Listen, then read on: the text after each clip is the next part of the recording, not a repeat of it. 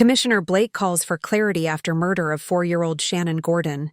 Kingston, Jamaica. Police Commissioner Dr. Kevin Blake is calling for renewed moral clarity and collective resolve following the murder of 4-year-old Shannon Gordon, who was among 5 people gunned down in a St. Catherine community.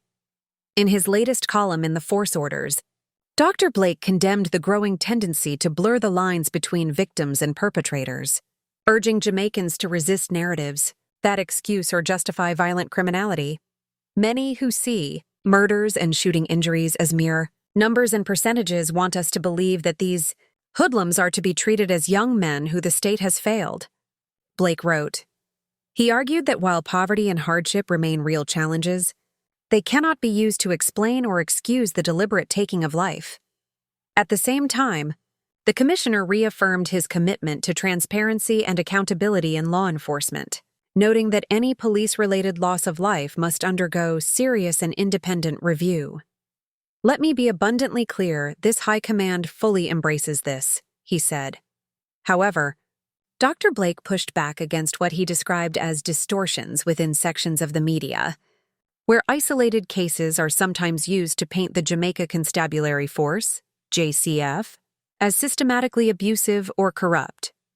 "Let no one mistake our silence for guilt, nor our professionalism for weakness. We will continue to face every challenge with heads held high, grounded in fact, fortified by integrity," he asserted. Dr. Blake's message, written in the wake of a particularly tragic series of killings, underscored the emotional toll such events take on law enforcement officers and the wider community. "The images we carry in our minds from these scenes are not easily erased," he said, "but they must strengthen our resolve rather than weaken our spirit." Read. 4 among 5 killed by gunmen posing as police in Linstead. Reminded the public that policing is not merely about enforcement, but about safeguarding the nation's collective conscience and future, especially its children.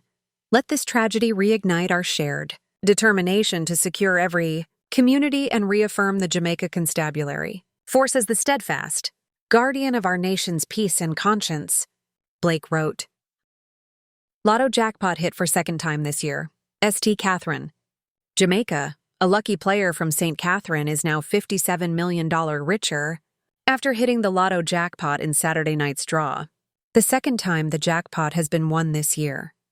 The winning numbers were 1, 11, 16, 18, 25, and 32 drawn on Saturday, October 11th. The winning ticket was purchased at Edibles Plus Ltd in Spanish Town.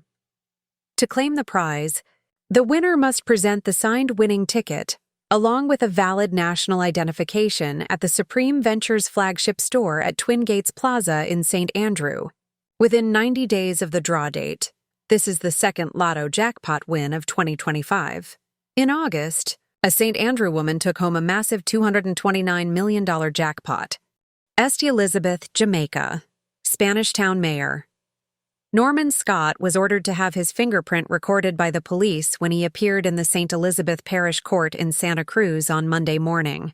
Scott, the defeated People's National Party candidate for St. Elizabeth Southeast in the recent September 3rd election, is before the courts after he was charged with assault, occasioning actual bodily harm and malicious destruction of property, following an incident involving Jamaica Labour Party indoor agent Julie Francis at a polling station, BB Koch High School.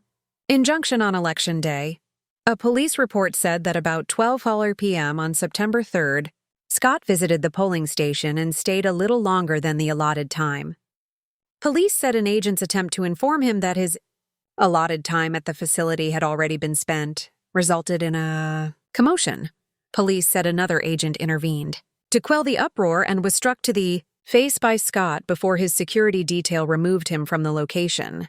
Following the incident, a report was made to the police and an investigation was launched into the matter.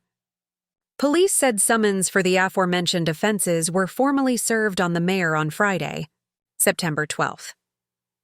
When Scott made his first court appearance before Parish Court Judge Steve Walters on Monday, he was represented by attorney-at-law Charles Ganga Singh.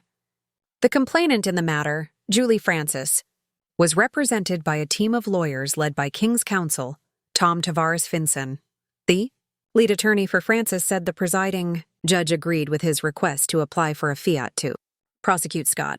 When contacted, Ganga Singh declined to comment on the record.